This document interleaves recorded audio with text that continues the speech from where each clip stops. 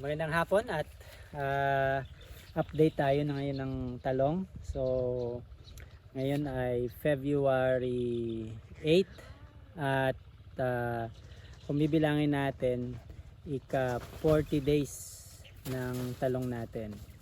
So 40 days after transplant. Ganito na yung status niya. Nung mga nakaraan pala, nagkaroon tayo ng shoot and fruit borer. So nakapasok sila dito at marami-rami rin yung natanggal natin. Nung una kong binilang, unang upload natin, meron akong nabilang sa inyong 60, no? So siguro pangalawang araw, pangatlong araw nakakuha ako ng sabihin natin tag 50 bawat araw. So sabihin natin 150 to 200 na talbos yung nakuha natin nung last week. 150 to 200 na talbos na merong uod. Ganun kadami. So ang ginawa natin, nag-spray tayo kagad at in-spray natin yung Prevaton, tapos nag tayo ng gold, sinamahan natin ng gold, tapos yung bio bio Optimax nilagay na rin natin. So umepek at ayan, naka-recover yung tanim natin. Halos wala na akong makitang mayroong infected na talbos. Nung in-spray natin, magkasunod yun, isang araw pagitan, in-spray natin ng pangalawa application. Kaya ayan, agad-agad umepekto naman yung Prevaton, umepekto yung gold natin. Na nakita natin na talagang naitaboy, napatay yung babaeng paru-paro, yung moth na nangingitlog, at nabawasan na yung ating talbos na nalalanta. Yun kasi yung symptoms niya, no? At umayos na rin yung talong natin. Kung bibidyohan natin ito, papakita ko sa inyo, tingnan natin dahan-dahan. Maayos na yung lagay ng pananim natin, nawala na yung fruit borer. Hindi naman siguro masisiro na mawala, nandyan pa rin yan, may makikita tayo. Sa inaasahan ko sa bunga, kasi yung bunga naman naglalabasan na So andun yan sa bunga. May mga nakuha na akong ilang bobot na bunga na merong butas. So kinukuha ko na dahil sayang lang may uod na sa loob. Hindi naman nagagaling yun pag may uod na sa loob. So yun yung next na step natin, manual picking ng mga bunga na may uod. Kahit maliit pa, tanggalin na natin dahil sayang lang yung kakaining pataba. So ayun, ang isang may share ko dito sa nangyari, araw-araw talaga na pag-iikot sa farm para makita natin ang nangyayari. Makita natin na merong infection, merong kang apektadong talbos, meron ka na palang uod, meron ka ng peste, tapos action agad, spray ka kagad. So isa ring may dagdag kong lesson is, hindi effective yung 7-day interval. Ginawa ko yung sa Prevaton, 7 days interval yung ginawa ko pero hindi umepek yung 7 days. Hindi siya kinaya ng 7 days na mag-interval ka ng pag-spray. So yung ginawa ko na pangalawang attempt, gamit na yung gold, 3 days lang dapat mag-spray ka kagad. Pangalawang spraying. So doon mamamatay sila. Tapos medyo taas naman ng konting dosage. Kung sinabi yung 40 ml, gawin ng 45 ml. Although hindi ko sinunod, yun yung payo sa akin dito ng mga katabi kong farmer, kagaya ni Kagulay at ng tatay niya.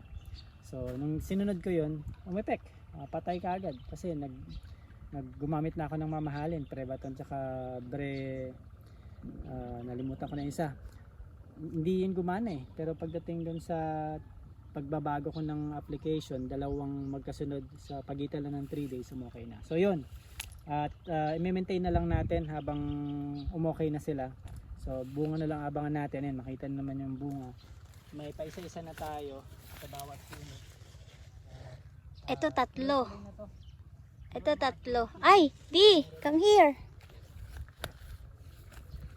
Oo. Get it. Ayan. So meron tayong ito, meron pa tayong isang affected na talbos. Ayan. So ganyan nalalanta, affected yan ng shoot borer. Nandito yan siya. Minsan may butas na mas visible eh. Pag wala, hanapin mo, nandyan lang yan. Ayan siya. Ayan. Nandyan siya. Ayun na siya. Ah, patay na rin pala itong uod na to. Ayan, eh, buhay pa. Buhay. Buhay siya. Ayan. Maliit lang. Ayan. Okay. So patay na natin. Ikaw ha? Tatlo pa naman yung bunga nito. Tatlo. Oh, naku So, ha. lilipat yan kapag Apat. Oh. Loko kayo ah. Okay. Isa ring sample ng infected na bunga. Pakita ko na sa inyo. Ito may butas na yan. Kaya inano ko na, tinanggal ko na eh. Kapag ganito na itsura, babalik ko na yan eh. Dapat straight kasi yung bunga kagaya nung ito. Hindi. May mga affected talaga eh. So kung straight yung bunga, yun yung aasahan nating maayos. May mga tricks na rin tayo on mites. Yung kulay na ganun. So far ito yung calyx niya green naman. Pero ito may bulate na to. So buksan natin para makita nyo. Ayan.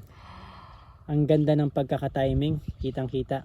So ayan po yung ating kalaban. Mas paborito nila yung bunga syempre. Kaya lang naman sila umatake dati sa talbos kasi wala pang bunga. Pero kapag may bunga na yung talong, asahan nyo, unahin nila yung bunga. So ayan. Hindi nagagaling yung talong pag nasa loob na sila eh. So kailangan patayin mo na yan. Ito. Pitasin mo na. Ayan. Ito, meron pa. So ito yung tatrabahuhin natin. Pitasin natin lahat ng talong na namamaluktot. Ganito. Namamaluktot. Dahil sigurado may uod na yan. For sure yan. Ayan. Ayun sa loob. Ayan, binahayan niya na. Ayan. Oh my God. Ayan. So, hindi natin mabebenta yan. So, magtatanggal tayo para maubos na natin yung uod. Torta. Ito naman, kung gusto nyo ng mauulam, pwede na tayo maghalaw. Yan, magtotorta na tayo. Good, Daddy. Yeah. Pwede tayong kumain ng torta. Yeah. There's a mini one. It's so hot. Diretso tayo dito. Silipin pa natin. Yeah, there is. Look at this. Oh, halos lahat meron na. Oh my God. Anong kalika dito? Nagukay na to. Oh my God, that's big. This is the one. Daddy, Ito yung kanina yung pangalawang pitas natin. Hindi ko nakita yung uod eh. Pero ito na siya. Ayan, ayun siya. Oh my God, it's see, can I see Makikita oh, natin yan siya. dami. Wait lang, ako mag-focus. Oh, yan. Ayan siya. here? Look at Oh my God. Look. What's that? Let me see. Caterpillar yan. What the? May naghukay na talong sa ilalim. Bawasan natin. Ay, What ano the to, kuya? Naghukay na. May butas na yan syempre. Ay, dahil meron na bubutasin yan? talaga. Pero makakain pa natin yan. That's Oh small my one. God, So ang haba na siya. niya. See, how about the small one? Oh God. So halos lahat ng puno may bunga na din, no? Lalabas na talaga. Oo, sa ayaw mo sa gusto, lalabas at lalabas na sila. Uy, di, what happened to this, oh? Ah, putol? Naputol? Oo. Ayun, natamaan ko siguro yan. Putol siya. Ito namang mga aso na to, nakasunod din. Pati itong mga pusa, nakasunod din sila. Dapat kumuha kayo ng sombrero. Okay lang, pababa na yung araw niyo. Kaya nga, di naman ito nakakaitim. Talaga ba? Grabe, kakaitim talagang nasa isip. Uy, I see them. The shoot borer ba yan? Yung butterfly. Patayin mo na. Naku, nawala siya. Sige, daanan mo yung dinaanan niya. Sige na, para lilipat yung ulit yan. Ito siya. Patay mo na. Ayun, oh. Patay mo. Hindi ko makita eh. Kayla, patay mo. Ayun, Kayla din, oh. Yun. Habulin mo siya. Baka matamaan yung mga talong. Daming bulaklak nito, oh. Di pa may ulit ah.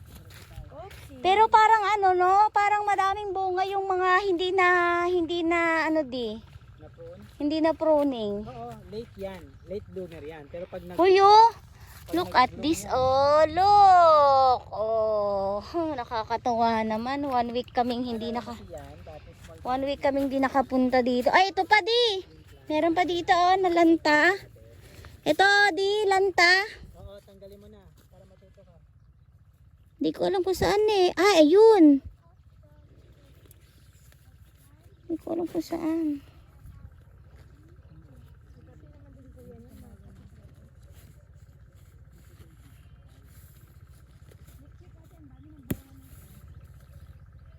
Ay, ang haba.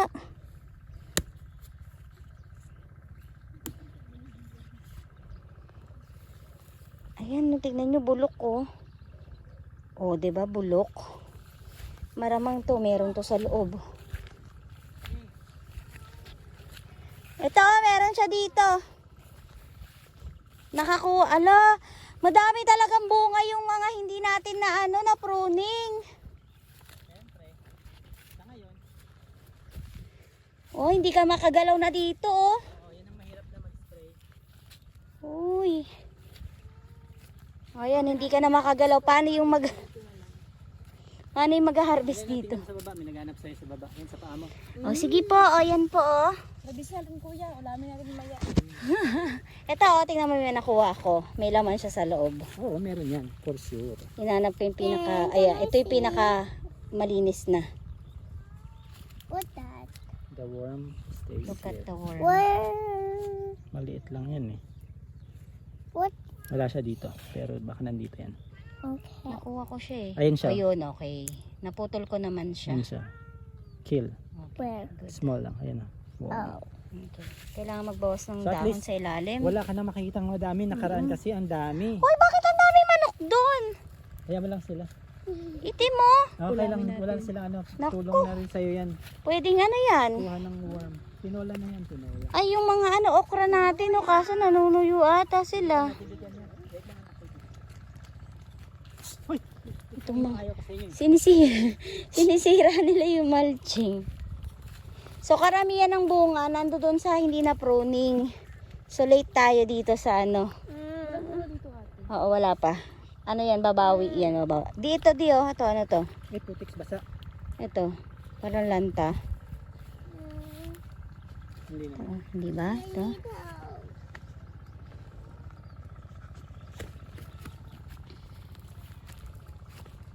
Basa na dyan eh. Ay, ito tuyo. Hindi ka dito. Dito makakadaan ka. Yan. Ito ang pruning. Makakadaan ka kasi talagang bawas ang sama. So, ito yung mga na-pruning. Hindi siya crowded. Makita- Pero ang bulaklak pa rin naman, Ang oo. tataas nila. Ang May tataas bulaklak nila, pa rin. oo. Yun nga eh. Pag pinutol mo kasi, Ang yung tataas nutrients nila. akyat dito. Tatangkad siya. Sakto to by next week maglalabasan yan. Lalabas na next week pero after 2 weeks, 3 weeks, may anin ka dito. Doon sa mga hindi na pruning doon, makakaani ka na. Agad. Oo, agad. Ilang tudling nga yung sa hindi na pruning? Tatlo. 3. So makaka-harvest na tayo sa Pahiya ng na-pruning. Oo naman, Hindi tignan mo. papahiya Pruning yan, yan, no? Pero tignan mo, double yung Oh. sanga. Oh, yan. So, ayun, ikot na natin. At bumisita na rin si Mrs. Tiningnan. Ito, update na rin natin kayo sa garden natin. Sa mini garden. Ito yung pagkukunan natin ng mailuluto sa araw-araw. Meron tayong sitaw, pipino, siling green, kamatis, talong, at kalabasa dun sa likod. Meron pa tayong itatanim ditong siling maanghang, labuyo, talong, okra, may pechay. Upot kalabasa, tsaka Ayan, meron pa, labanos may mustasa. May Tapos, papaya. so yung talong, nakita naman ni Mrs. So, na konting-konti na lang yung may mga uod. Pero Yes. syempre kailangan continuous monitoring. Tanggalin Yes. sila. Yung mga prutas, yung tatanggalin natin. And also, nakabili na pala kami nito. Yan. Nakabili na ng, anong tawag dito? Kawayan para sa pangbalag ng ating talong kasi matataas na sila, so kailangan na silang lagyan ng tali dahil delikado, baka tumumba. Ayan, meron kaming nabiling portable na lababo at tayo'y gagawa dito ng patungan ng kalan. Ayan, ayan. Anong tawag yan? Dapog? Sa Bisaya. So, dapog daw sa Bisaya. Ayan, gagawa siya Babasahin ko dyan. lang para hindi masunog yung ilalim. So, papatong natin para Kasi nung nakaraan, nilagay ko yan na walang lupa. Nagbagay yung umusok yung ilalim kasi nga. Liso lang yung nilagay ko. So kung liso lang, talagang mag-aapoy. So ayan. So yan yung update natin. Naglagay na rin tayo ng solar lights. Ang kalas Isang solar light, isa meron pa Dalawa. doon, dalawa. dito sa loob ng Para may kubo. ilaw na sa loob kasi walang ilaw, nakaraan pa. Yes. Sa labas ng ilaw. Inangin to, sigurado. Lakas Ay, ng hangin. oo. Ayan. Okay. Ayan, kita-kita Ayan ang tayo update bukas. natin. Susunod na upload natin bukas. Oo. Okay. Salamat sa Okay. panonood. Thank you.